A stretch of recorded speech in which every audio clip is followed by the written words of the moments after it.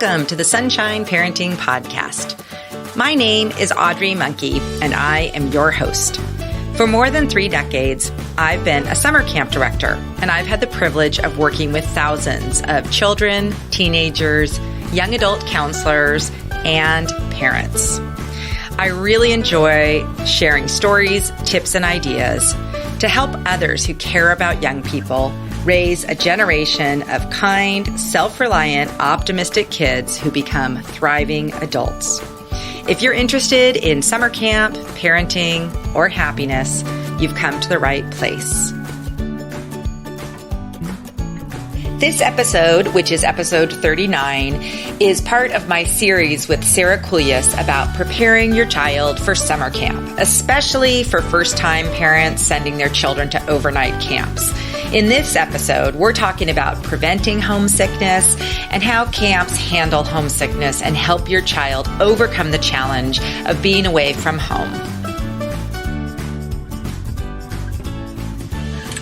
Today, we are going to be talking about preventing and handling your child's homesickness at camp this summer. My name is Audrey Monkey, and I have been a summer camp director for 33 years. And I'm Sara Kuljis. I've been a camp director for over 20 years, and both Audrey and I have had the privilege of being frequent writers and speakers on youth development. So to get started, Sarah's just going to talk about the whole concept of homesickness. One of our biggest fears as parents when our kids go away from us, whether it's at a new school program or a camp program or even a sports program, is what if they are homesick? What if they're unhappy? What if they miss me? Perhaps they're not ready to go. That's such a common and normal and understandable parent response.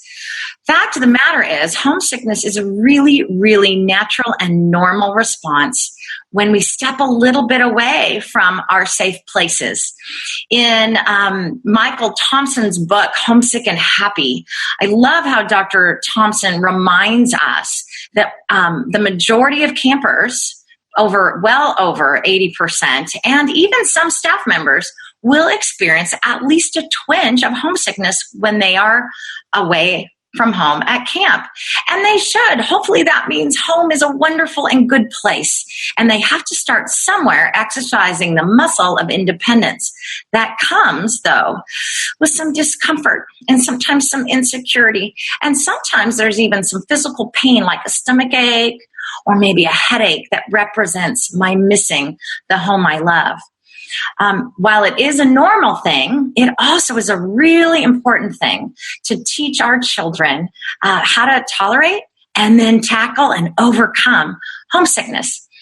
Camps, quality camps who are intentional and really caring about their campers have all kinds of strategies to help children overcome this. But it really is important to know that it's part of the growing up process and the coming of age process. Would you add anything else, Audrey?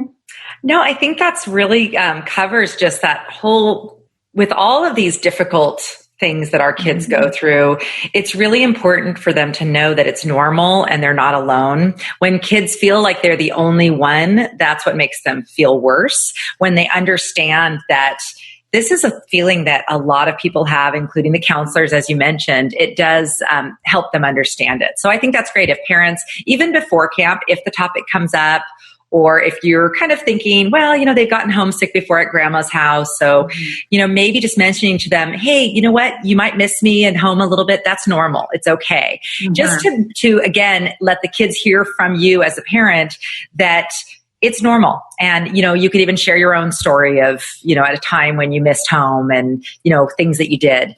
So I also think I would add too, Audrey, that I think it's really important for us to think about helping tackle homesickness when the stakes are low, as opposed to waiting till the stakes are high. By that I mean practicing tackling homesickness at grandma's house, at a sleepover, at a short retreat, or even a 2-week camp, rather than waiting until I'm heading off to college or I'm getting married.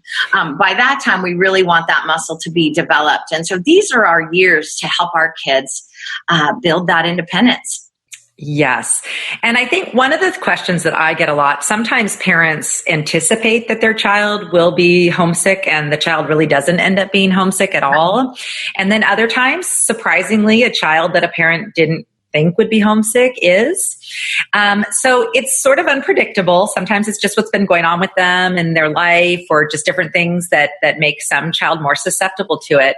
But Sarah and I both have, over our many years at camp, seen all kinds of kids with varying levels of homesickness. And one of the things that I have really experienced is that kids who are the really extremely homesick kids, which there really aren't that many. That's an unusual thing for the kids who are so homesick that, they're just repeatedly saying, I want to go home. I want to go home. I can't make it here. They say they lack confidence in themselves to be successful. So working with those kids have been some of my favorite experiences at camp, because it's amazing to see their transformation. These kids that arrive at camp, and usually it's the very first day or two that they are just sure. They're very sure on the inside that they cannot do it. They just really don't believe in themselves that they will be able to be successful.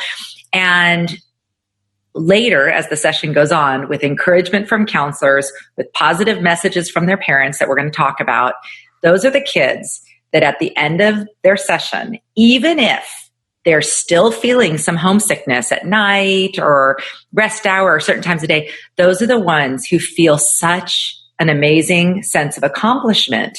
Because for another kid, their challenge at camp might have been climbing on the ropes course because they're scared of heights. For the child who's homesick, their challenge is being away from home. And what an important challenge to tackle. It is important, too, to understand ourselves and help our campers understand that even that twinge of homesick till the end doesn't mean they were unsuccessful, doesn't mean that they didn't do a fabulous job. There might still be that longing for home and that excitement to get home. And camp can still have been an amazing experience. I do say, though, it is a remarkable thing that more often than not, that child that was anxious and maybe teary on day one, after 13, 14 days at camp, they're saying, can I stay another week? Next year, can I come 2 sessions? And wow, what a thing to celebrate. Absolutely. So I think one of the things that we talk about a lot with families, depending on the camp where your child is going, some camps, all the parents drop their kids off and pick them up. So, especially smaller camps. But there are many camps, like both of ours, where we have a bus option and kids can take a bus from a location, usually several hours from the camp. And for us, we usually recommend for campers to take the bus to camp and for parents to come up at the end. We've always thought that, the bus, we have the counselors introducing the kids to each other. It's a really clean goodbye because all the kids get on the bus and they're excited and they're singing songs and everyone waves and the parents are all saying goodbye at the same time. So it's a little bit, while some kids, it's painful for them to get on the bus, it makes it a very clean break. So we usually recommend that. But I know you have experienced that there are some kids that might work better for them to be dropped off at camp. Do you want to talk about that? Sure. I agree with you. I think the vast majority of kids riding up on the bus, because camp starts on the bus, it's 6 more hours. And many campers will write home during the session and say, hey, I know you were going to come pick me up, but can I take that bus? Because it's 6 more hours of camp. So that is, and I also actually think the bus is often easier on mom and dad too, because they have the camaraderie of others who are releasing for the first or second time. And that can be a really supportive goodbye. There are a few kids, though, that we have found through the years that do benefit from being dropped off by mom or dad at camp. Maybe those who have a little bit higher anxiety, maybe who feel safer knowing that mom has met my counselor, mom has seen my room, dad knows what the space looks like and talked with me or talked with the nurse with me about my medications because I have a lot of them or I have a special need. So sometimes for those special circumstances, that transition of knowing home knows camp and camp knows home can be really settling for some campers. I agree. And then for parents who do decide to drop their kids at camp, because we have some that always do, or, that kind of thing, it's important to sort of strategize when you're going to leave. Sometimes it gets a little awkward. Once all the buses have arrived and everyone's, toured around camp, if you're the only parent still there, it's time for camp to start. And, obviously as camp directors and staff, we don't want to, send you away, but know that camp won't really start for your child until you depart and they can be fully integrated with their group.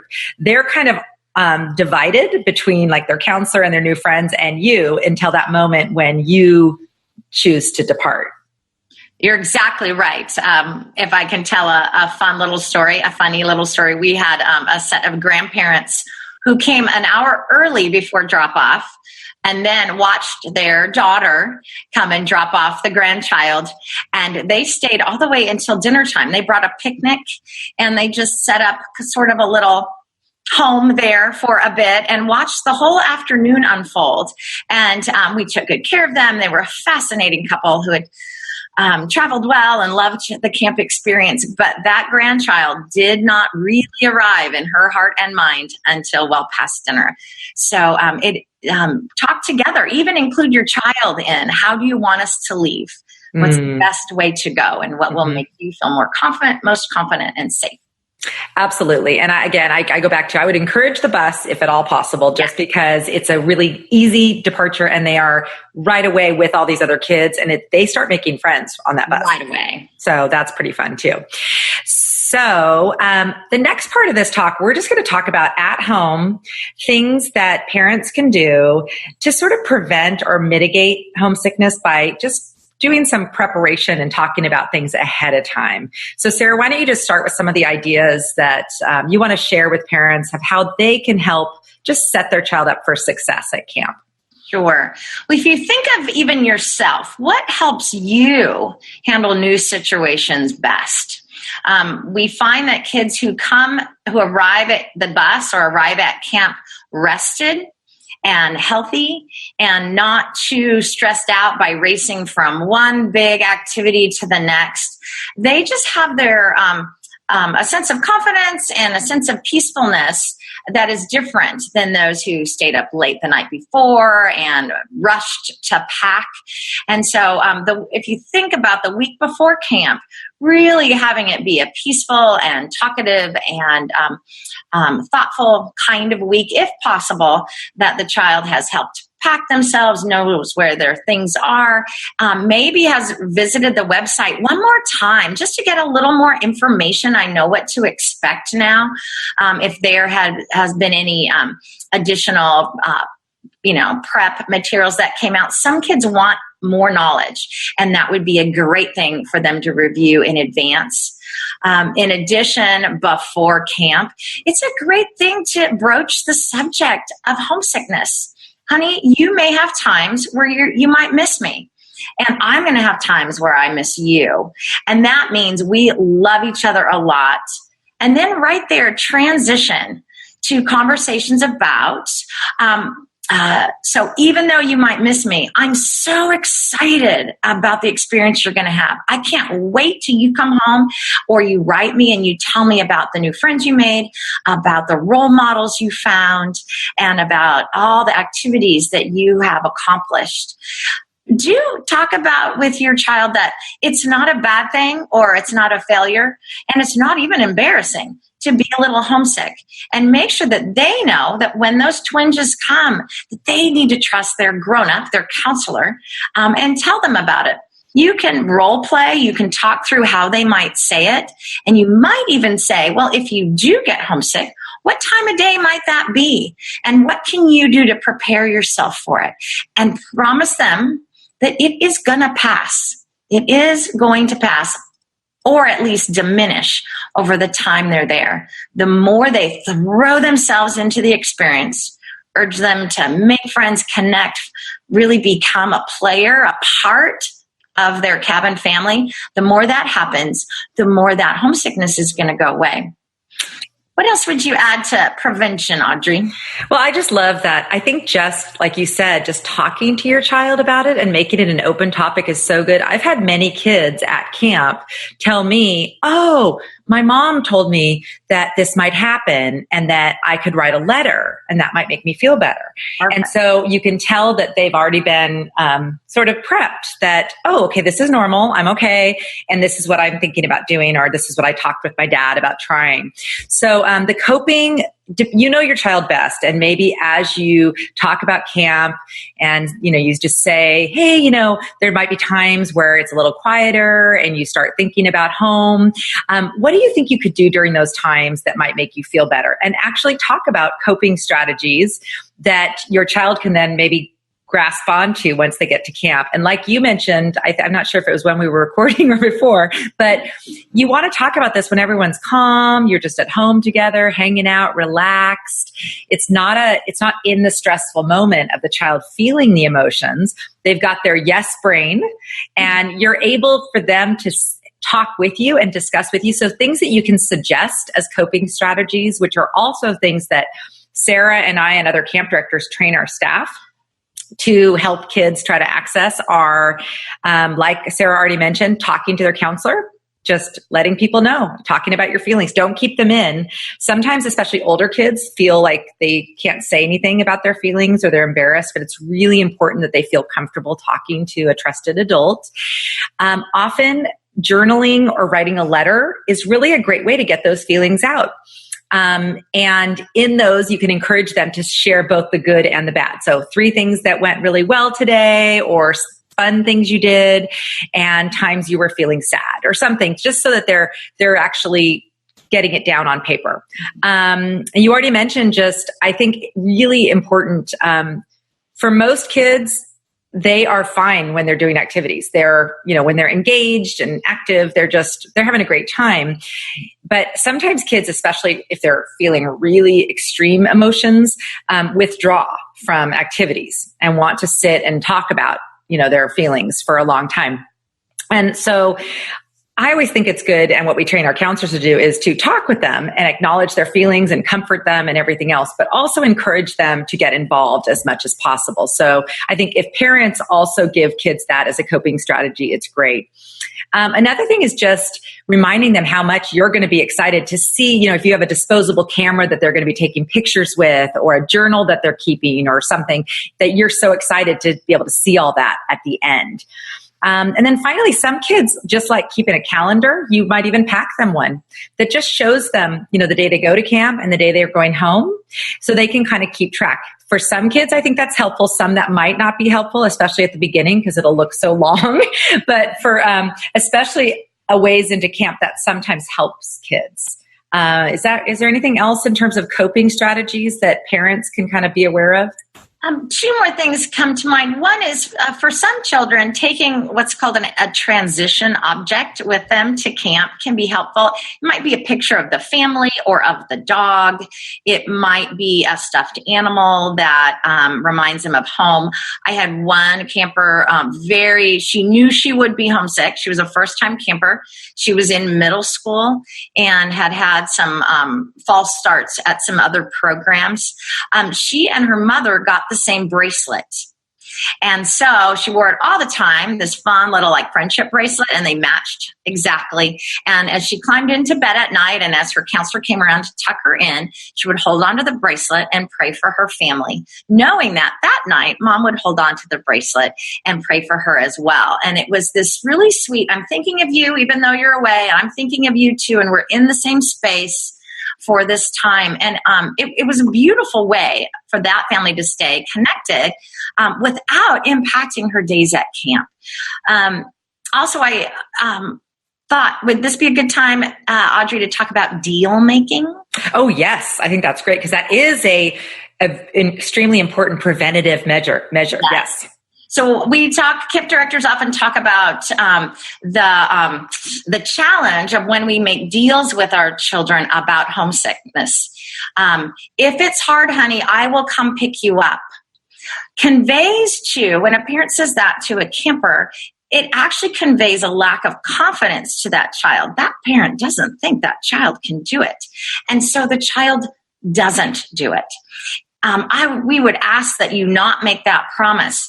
Rather, the communication is, honey, there might be times when you're homesick, and I am going to be rooting for you, and so is the camp. I can't wait to see you tackle this. I can't wait for the confidence it's going to build, and we're not going to come get you. But please do write us during those times. Write us during the good times and the hard times, and in 2 weeks, we can't wait to see you and hear all your stories. Please don't put that little seed of thought that if it's a hard day, mom and dad will come, because it does set our kiddos up for failure sometimes. I think also making a deal like, if you make it for these 2 weeks, then I will buy you that skateboard that you've been wanting.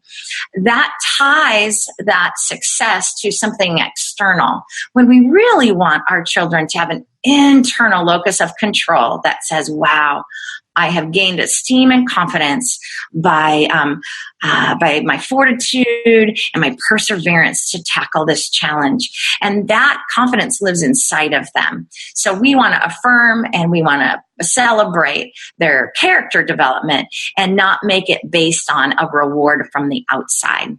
Yeah. And I think a lot of times with these pickup deals happen like at the very last moment. Sometimes, a lot of times, maybe the child's super excited about camp, months before when they're signing up. And then just in the week or days before, or even the morning of, you're like about to get on the bus, they just suddenly have some normal, again, it's normal. Any new thing, even if you're an adult, is scary and you're nervous. And what's it going to be like? And am I going to like it? And am I going to make friends? I mean, you're nervous. So it's normal that those feelings. The problem is when the child asks you specifically, what if I don't like it? What if I'm homesick? And that's when you do need to be very careful in your message, because the way you respond to those questions will change how your child behaves at camp. And once you've told your child, if you feel sad, I'm going to come get you, the child will say to us, my parents told me that if I feel sad, i.e. normal discomfort, they're going to come get me.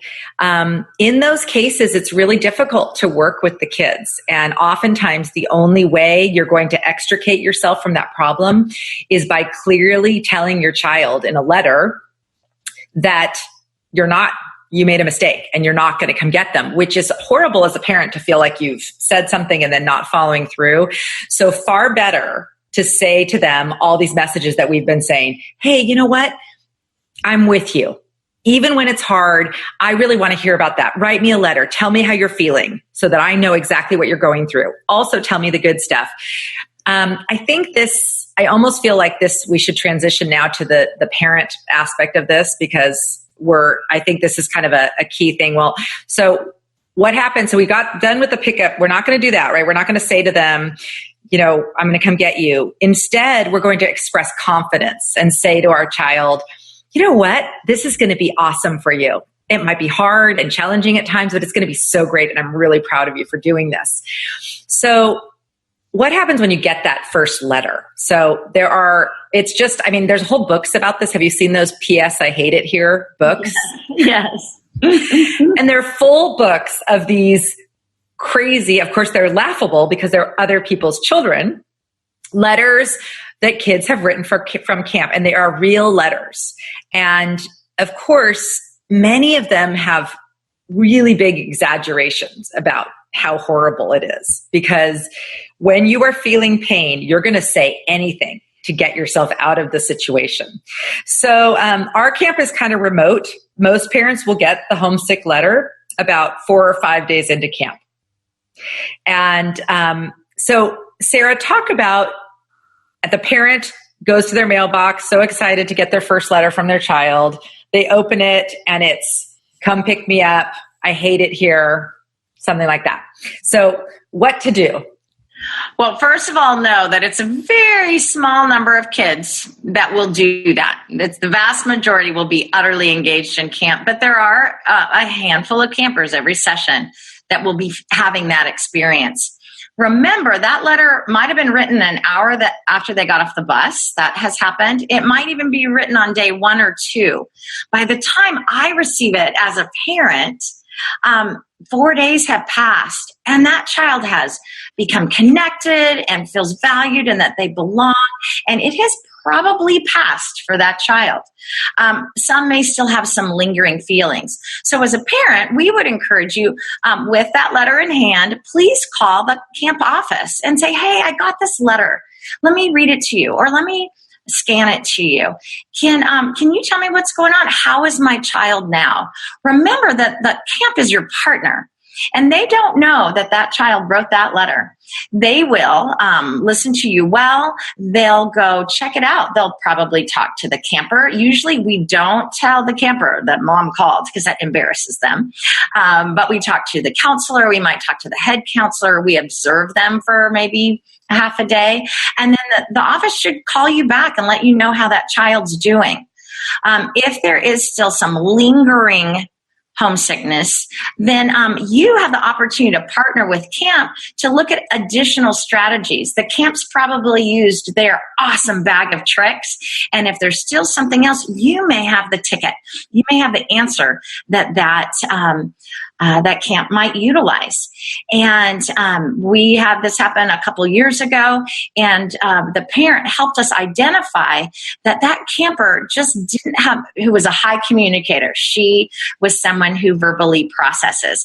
And while she had been verbally processing and loving most of camp, where it was she was missing, and the parent helped us identify this, was that she didn't get to tell mom and dad enough. She just couldn't get those letters in the mail enough. So what we did is we gave her a journal instead, and she wrote a diary, knowing full well that those 80 pages would be read together with mom and dad at the end of the session. And that met her need enough, and she just settled in beautifully. But mom helped us figure it out, that special tweak. We'd ask that you be patient with the camp as they investigate and get back to you. We'd ask that you be gentle with the office staff. Sometimes in our anxiety, we can be, a little terse. I would recommend that you don't immediately jump in your car and drive to the camp. We have had one occasion where a dad got in the car and arrived at, I think it was 6 a.m. He had driven all night because of the letter that was mailed 4 days before.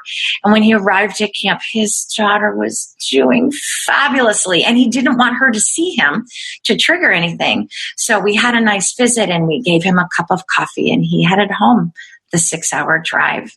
So do communicate. The office is your partner, and your kiddo is probably going to do just fine as we work together to help them tackle this.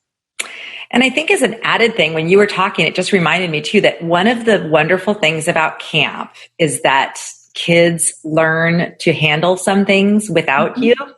And so this is one of those times where if you were standing next to them, you would be guiding them through it, and helping them, because that's your role. And you can't help yourself as a parent of just like swooping in and hugging them and rescuing them. But by you not being there, it provides this amazing opportunity for growth, for your child to learn to talk to other people and to learn to work through difficult emotions. So I just loved when you were talking, I was just thinking about that those 5 days, your child's growing. So when you get the letter, don't panic. Know that they probably are feeling a ton better, because most of the time they are. And sometimes the kids will almost not remember that they wrote that. Or I'll say sometimes to a kid, why don't you write some more letters now that you've been at camp? Because the other thing is kids often write the letters only when they're at a downtime.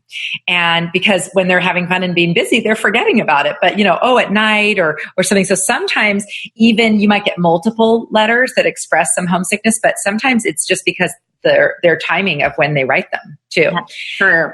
Now, Audrey, when a parent gets the letter and they hear the child's doing a little better, what could they write back to their kiddos? What kind of messages should mom and dad send via, snail mail or email to their camper? Well, I think all the things that you were talking about before, first of all, just reassuring them that it's okay. Their feelings are normal. There's nothing wrong with them. They could even share a story of their own, a time that they had to struggle through being away from home, or a camp experience or a college thing or something. I really like to encourage parents to look at the long picture. And that's kind of the Michael Thompson stuff where, this experience, it's just a week or two. It's pretty short. It's a great opportunity to grow. And so even saying that to your child and saying, I know this feels hard right now. I'm really proud of you for facing this challenge. I really think it's important to acknowledge if they wrote a miserable letter, or from the camp that they're feeling miserable. I think saying, I know you feel miserable right now.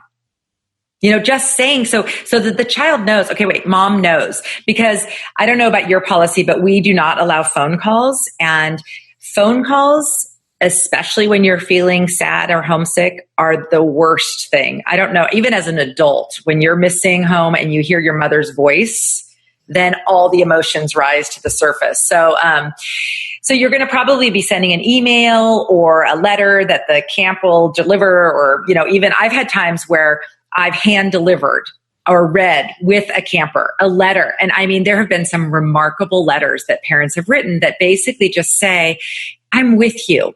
I know you're feeling this way, and I have such confidence in you that you're going to be great and do this.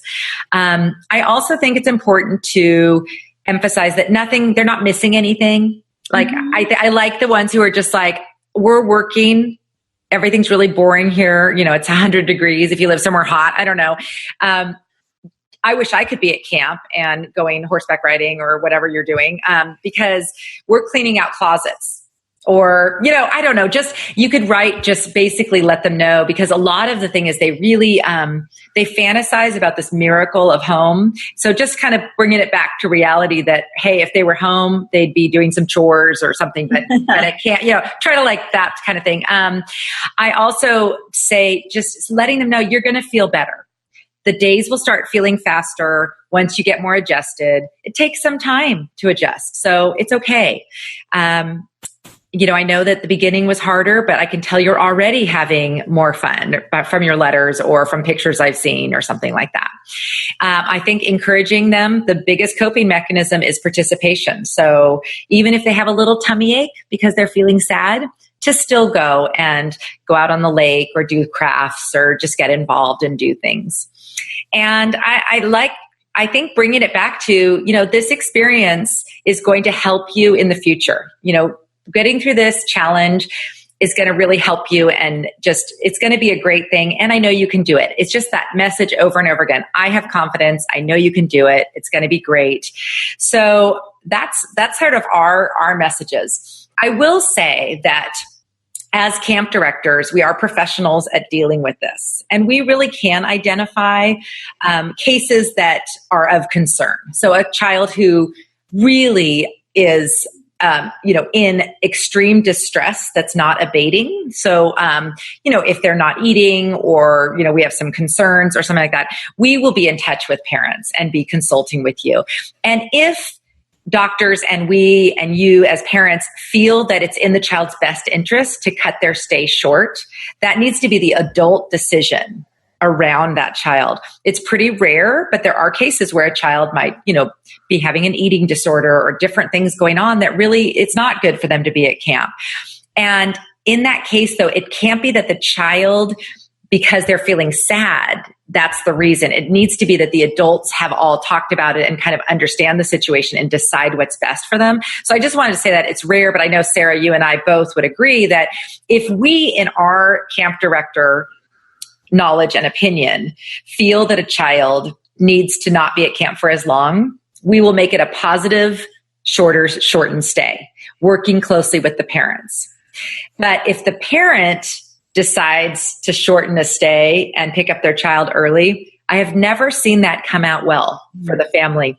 Usually, it bothers the child forever that they didn't stay. And it becomes, as Dr. Thompson says in his book, it becomes the thing they cannot do because they think, I wasn't successful at that. So it's actually, parenting wise, it's far better to have your child experience that discomfort for a week or two, get through it. And then afterwards, if they're feeling better, which most of the time they are, they probably will want to come back to camp again and do more of it. If they really still felt like, wow, it was just really hard, but I made it, that's still good. Absolutely. That is still a success. Yes. Yeah. And so I think that's the part that is hard as a parent, just because you want, you don't want your child to be uncomfortable. And once you know they're uncomfortable, you just have to realize that discomfort is where growth happens. Well, and I think, too, if you don't mind, we transition to a little bit of a related topic. Speaking of growth happening, releasing our kids, letting them go away from us is a huge growth piece for us as parents. And both Audrey and I have let our kids leave the nest in various ways when they were young, to camps other than our own, and eventually to college for some of our kids. It is no small thing, to let your kiddo leave the nest. And so I'd like to talk just a little bit about what that's like for us. We call it being, instead of a child being homesick, we call it a parent being kid sick, really aching sometimes while we miss them, or while we just worry for them, or a combination of both. And so a few thoughts for parents. Please know you are not alone. You are a good and loving and awesome parent. And when you love something that much, it does ache when they aren't with you. I would, like Audrey said, encourage you to keep the big picture. We as parents, our job is to help raise these little humans to become grown-ups who really can function and thrive independently in the world. And this is just one of those steps on that journey. I would encourage parents in 3 ways. Don't use those days at camp to simply pine away for your child.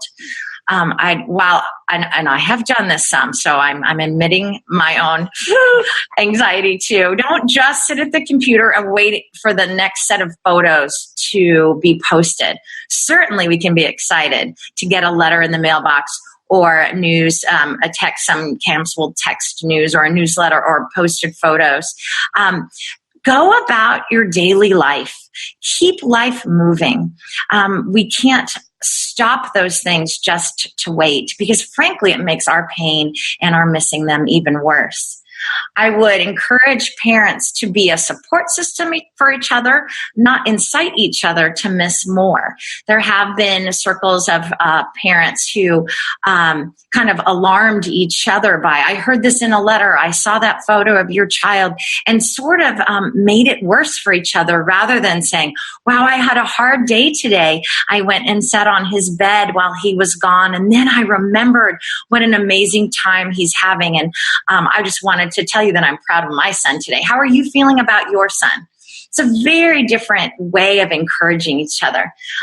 Finally, take advantage of a little extra time that you will have on your hands. Parents work so hard to work and have a wonderful home and a nurturing space. We get kind of threadbare, we parents. So if you've got campers away at camp, take advantage of that time to maybe spend time with the younger kids that never had that much of your attention. Or take time to replant the garden, something you've been wanting to do. Or, my goodness, have a date night or 5 with your spouse, because you've got a little more time now and a little more margin. We have one set of parents at our camp that when they drop off their 2 boys, will for the next 13 days post one photo on Facebook of their time together. And it might just be a barbecue that night at home because they had time. It might be a special beverage and their feet up at the with the ocean in the background. It might be the movie they went to. But each day they post something that they did with each other, for each other, while their kids were being well cared for and having the time of their life. So be sure to nurture yourself, because then when your child comes home, you are more ready for them. You are a bigger gift to them. What else would you add, Audrey, for I just love that. I'm so inspired, and that I agree with that. And I actually think too that, how camp is this really just life-changing, amazing experience for our kids. They make new friends, they grow, they have just so much fun. I really like the concept of parents creating their own experience like that while their kids are gone. And it's probably different activities, but if you have some hobby or gardening, like you mentioned, or something that you really enjoy doing, spending time doing that and, calling it your own camp, or having some friends over and doing some, whatever, cooking together. I don't know, but I love that concept, so that you can then, when your kid gets home, you can say, well, you were doing your fun things and if I was doing my fun things, maybe they're different, but how neat to be able to share that. And wow, what better gift can you give to your kids than parents who are reconnected and have spent some time together? I mean, that's a huge gift. So I love that focus. And of course, I also, as I speak on behalf of all camp directors, that we really ask that you don't overanalyze every photo because we're trying to let you know what's going on at camp, and camps post varying numbers of photos and everything else, and of course we want you to see your child, but it's difficult even with more than one photographer. Sometimes some kids don't like to be photographed, some just happen not to fall in the photograph, and then you might see your kid in the background of a photo, not smiling, but none of us spend the whole day smiling regardless. And you can catch. So I just think the analyzing of photos is something that is to be avoided. And just like with receiving a letter, if you do see something that, you really think, call us. That's fine. Call us or send an email and check on it. So don't dwell on it. But I would just say that tends to not really lead to accurate assessments of how the child's going on if you try to base it on one photo that you saw or your friend saw or something like that. And I think, I'm not sure if you mentioned this, but it's really important. I think you did. Kind of the overall thing is just acknowledging the bittersweet feelings about being a parent, that part of doing your job well is painful for you. And I've had so many experiences now that I have, my oldest is 24, and I have had to drop my kids at more airports to go to more crazy places. One time, one of my daughters went to Uganda for 6 weeks, and somebody's been to Peru. And every time, as I'm, tears are going down my face, they're getting on an airplane, and I think to myself, why did I help her become so independent? This is so hard. I don't really like it. And yet I know that that is a huge gift, to let your child know that you love them so much that you're even going to let them feel challenged, feel discomfort, go to crazy countries or whatever their dreams are. You're not going to let homesickness or discomfort about being separated hold them back from some of their great big dreams they have. It's a great reminder. And if I may tell, I think I've told this story before on maybe another of our podcasts, but one of my favorite moments kind of about that letting go happened when I dropped my oldest child off at Colorado University in Boulder last year. And it was the final goodbye as we moved him into his dorm, and it was in the evening. We took him out to dinner one more time, and then it was time for us to go to the airport. And I got in the car, and then I got back out of the car and gave him one more hug. And he said, "Mom, I'm going to be fine. I've gone away before. I've practiced." And all 6'5" of my little boy turned around with his last bag and walked into that 15-story concrete brick dorm. And you know what? While I had some tears, I really did. They were really joyful. He has gone away before, and he knows how to make friends, and he knows who to ask for help, and he knows how to get dressed, and he knows how to be on time. And so many of those skills he learned at camp. So wow, what a gift to help him know that he could do it. So parents, we stand with you as you hold the concern of homesickness, and we have been there with you, and we'll probably be there again with our younger kids. But no, we really want to partner and help it be a meaningful experience of growth for your children as well as for you. Absolutely. This has been so much fun. And of course, Sarah and I have both gotten teary at times just thinking about this ourselves, because it is not an easy thing to let our kids go. But we applaud you for taking this step of letting your child have this amazing experience. And regardless of where they're going to camp, we wish you a wonderful summer, both for you and your child, as you have this wonderful adventure that is Sleepaway Summer Camp. And aren't we coming back with another podcast eventually, Audrey, that talks about what to do when our fabulous kids come home from their big experience? That will definitely be our next episode, most likely released in August. and for sure, because I know you've had the same calls. I've had people call me that was an angry parent. And I was like, oh no, what happened? Did they lose something? Whatever. And she said to me, my 12-year-old just got back from camp. She is crying because she misses her cabin mates and her counselor. That is not fair. I've raised her for 12 years and you have her for 2 weeks and she's now camp sick. So yes, we will address further emotional problems that occur after camp for some kids. So thank you for watching and listening, and we'll look forward to being with you again and supporting you on your journey as camp parents. Happy summer, everybody. Thank you for joining us for this episode of the podcast. For notes, links, and more resources about summer camp, visit my website at sunshine-parenting.com. I'm going to leave you today with a quote from one of my favorite characters, Winnie the Pooh. How lucky I am to have something that makes saying goodbye so hard.